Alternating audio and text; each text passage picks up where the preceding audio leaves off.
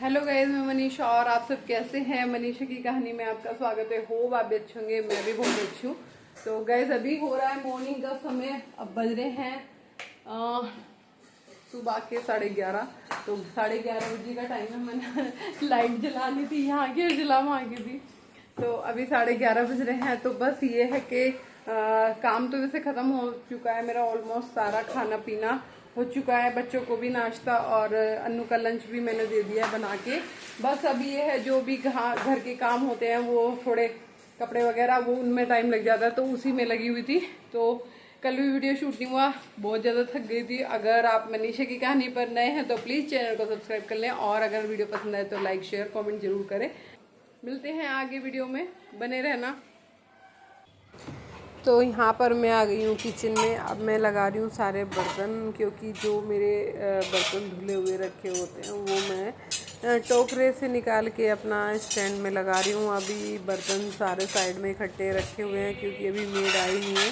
वो आएगी फिर उसके बाद बर्तन होंगे, रसोई वगैरह ये जो होती है, जो भी काम होगा वो करेगी इसमें आके। तो मैं सोच रही थी इतने सारे बर्तन वगैरह लगा देती हूँ।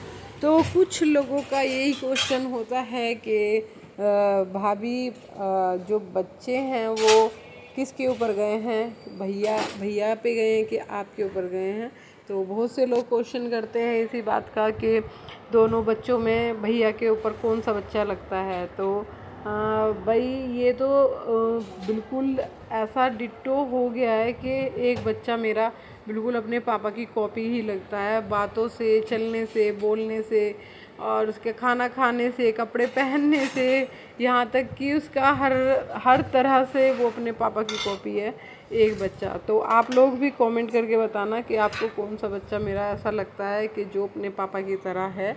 जो लोग मुझे जानते हैं वो तो बता ही देंगे, खैर जो नहीं जानते, जिन्होंने मेरे हस्बैंड को ज़्यादा नहीं देखा, तो वो थोड़ा कंफ्यूज होंगे। लेकिन उनकी कई वीडियो मैंने अपने में डाल रखी हैं जो मेरे पास हैं, लेकिन उनकी ज़्यादातर जो फ़ोटोज़ और वीडियो हैं वो डिलीट हो गई हैं। डिलीट मतलब हो नहीं गई हैं, किसी ने कर दी हैं, ताकि उस टाइम पे जब मेरी हस्बैंड की डेथ हुई थी तब उस टाइम पर लगता था कि मैं उन्हें देख देख के रोती हूँ, तो वो डिलीट कर दी गई ताकि मेरे फ़ोन में ना रहे।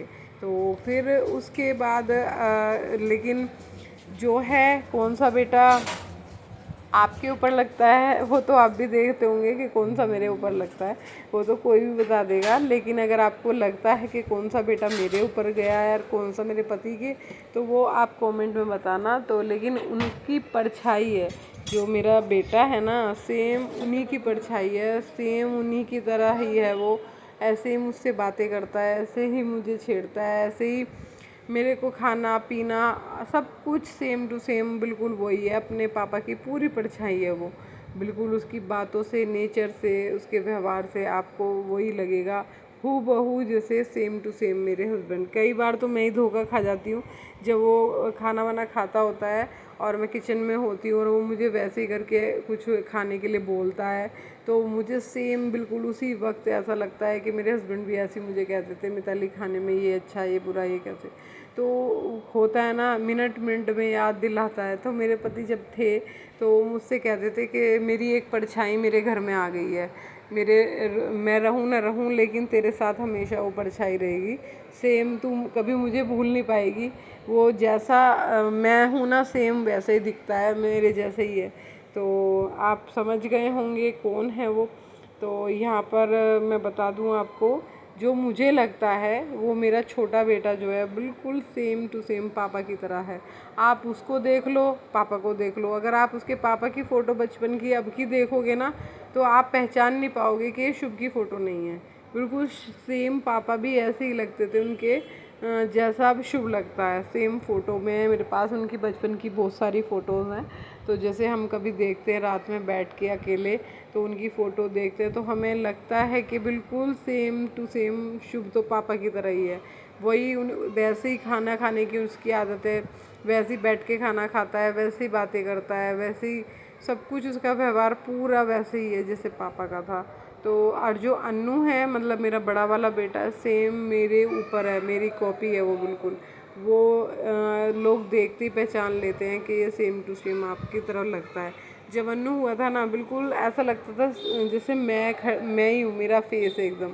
अब तो खैर धीरे धीरे बच्चा बड़ा हो रहा है तो थोड़ा चेंज होता है, लेकिन अभी भी पूरा मेरे पे ही लगता है। और मेरे जैसी बातें हैं उसकी, और मेरे जैसे ही उसमें थोड़ा व्यवहार है। वो ज़्यादा लोगों से फालतू में वो नहीं करता, मतलब ठीक है कोई मिल गया तो बात करेगा, लेकिन बाकी नहीं। मेरी तरह ही नेचर है उसका, मेरी तरह ही वो अपना नेचर रखता है। जो शुभ है भाई, उसके दोस्त यार बहुत बन जाते हैं, तो उसका नेचर पापा की तरह है। और वो उसका नेचर ऐसा है कि वो अगर कोई बोला उससे तो ठीक है, नहीं बोला तो कोई बात नहीं, उसे कोई फ़र्क नहीं पड़ता।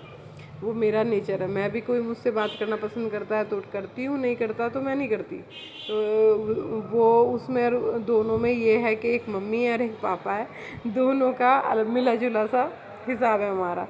तो पता चल गया होगा कि मेरे पति पर कौन सा बच्चा गया है। सब लोग मुझसे पूछते थे कि आपके जो हस्बैंड हैं उस पर कौन सा वाला बेटा आपका लगता है उन पे।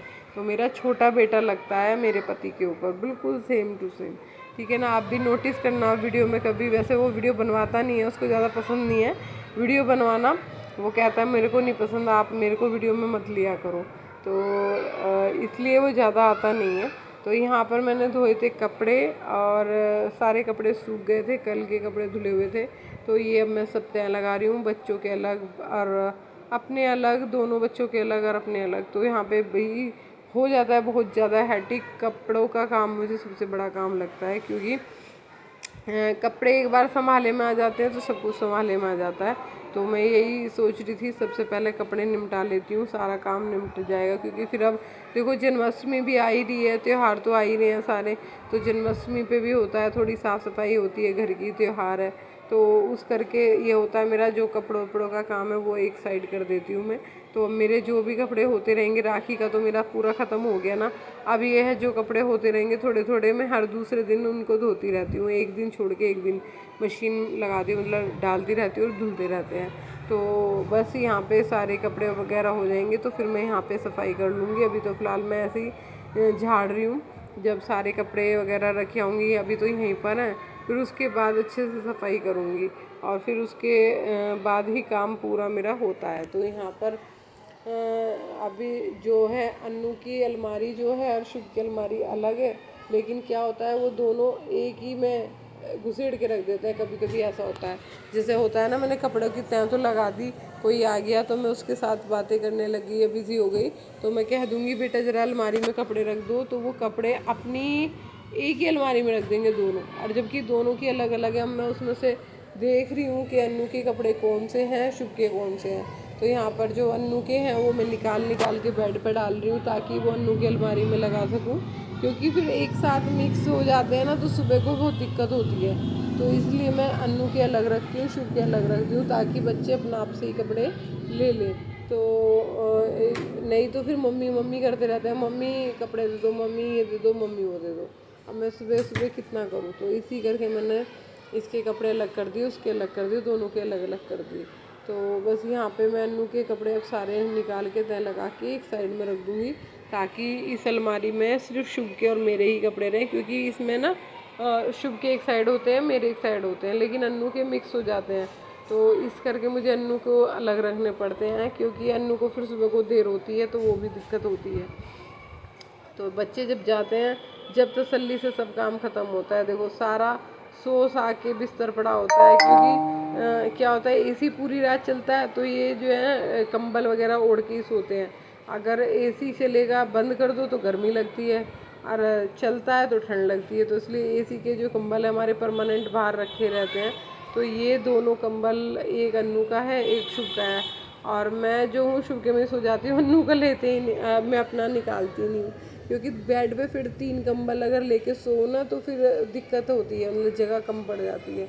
तो इसी करके ये फिर हम यहीं पे रख लेते हैं, कबर्ड में नहीं रखती मैं, बाहर ही रख लेती हूँ। क्योंकि फिर अभी दोपहर में आएगा ना शुभ, फिर थोड़ी देर के लिए सोता है, तो फिर उसको भी फिर कंबल चाहिए होता है। और अन्नू आता है फिर 4 साढ़े 4 बजे ऑफिस से आता है, तो वो भी कंबल लेके सोता है।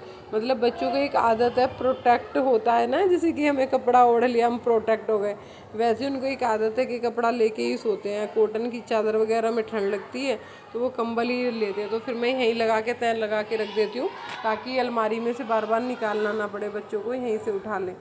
तो यहाँ पे मैं बेडशीट झाड़ के सारी बेडशीट लगा दूँगी, ताकि जो सफाई होएगी, फिर सफाई वगैरह होएगी तो फिर साफ़ रहेगा घर पे।